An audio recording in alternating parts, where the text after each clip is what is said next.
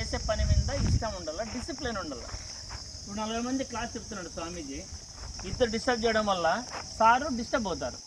తను చెప్పాల్సిన విషయాన్ని మీకు చెప్పలేకపోతారు. మొదలు నేను కరెక్షన్ చేసుకుంటా అంటారు, ఏమి మరి బ్రేక్ తీసుకొని మరీ చెప్పాల్సి వస్తుంటుంది.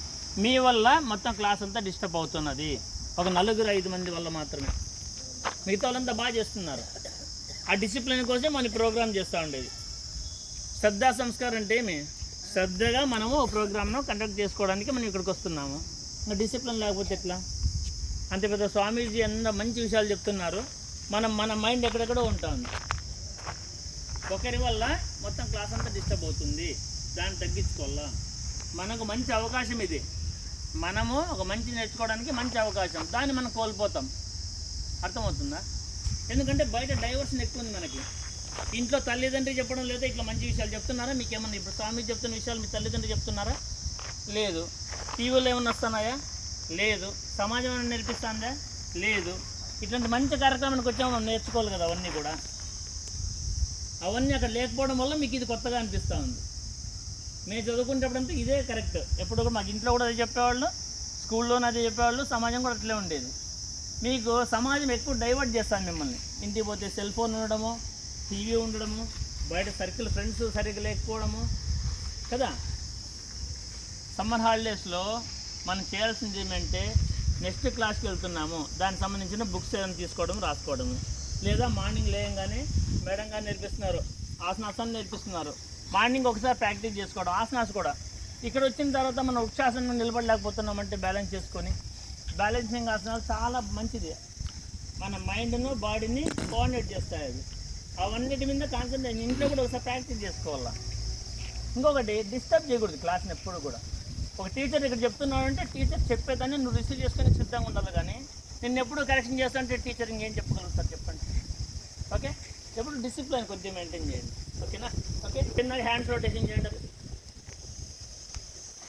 ఎప్పుడు కూడా మన బాడీకి ఫిజికల్ యాక్టివిటీ అవసరము.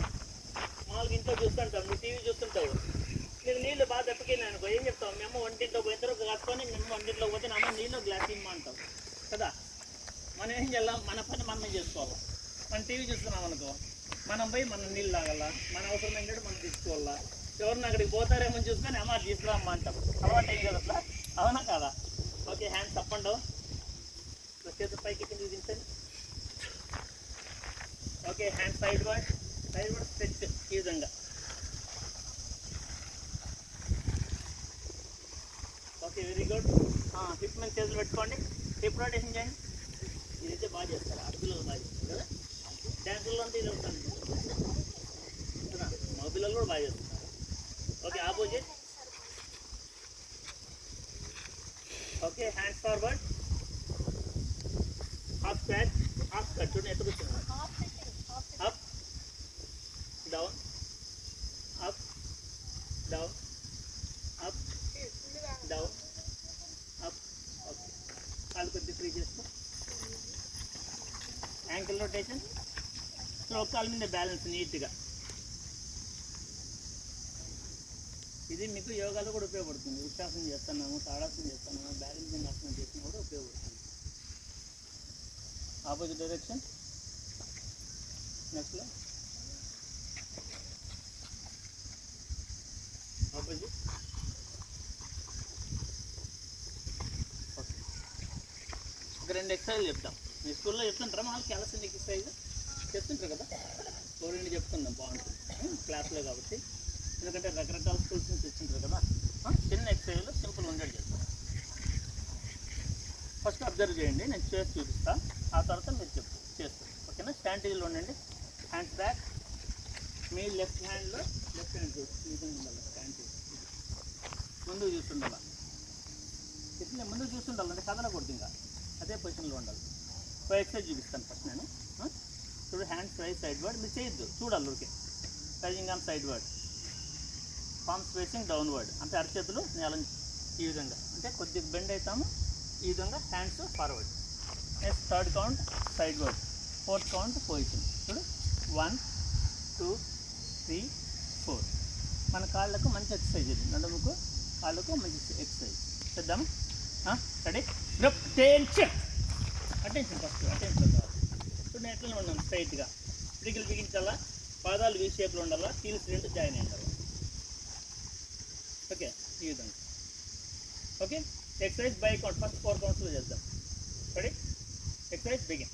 1. చేతులు స్టిఫ్గా ఉండాలా, ఏళ్ళని దగ్గరికి ఉండాలా, అరచేతులు నేలకు చూపిస్తుండాలా. Concentration downward. 2,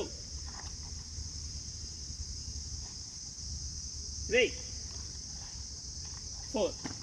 కిందికి చేతులు కిందికి ఇచ్చినప్పుడు పిడికిలు బిగించాలా, అప్పుడు సౌండ్ రాదు. ఎప్పుడైతే ఓపెన్ హ్యాండ్స్ కొడతామో అప్పుడు సౌండ్ వస్తుంది. సౌండ్ రాకూడదు ఎప్పుడు కూడా ఇట్లా. Okay, once again same exercise by 16 counts. Exercise begin. 1. చేతులు చూడు షోల్డర్ లెవెల్కి ఉండాలా, చేతులు కొంచెం కిందికి ఉన్నాయి. 2, 3, 4.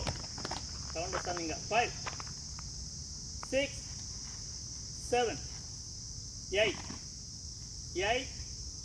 7, 6, 5, 4, 3, నెక్స్ట్ హాల్ట్. వన్ సెకండ్ ఇంకొకసారి. స్టాండర్డ్ టీ టెన్షన్.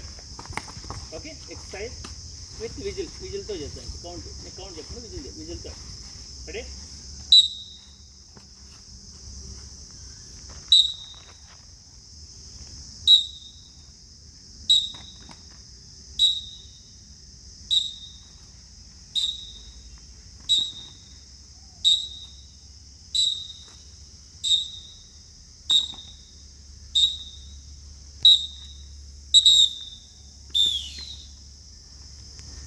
Standard T.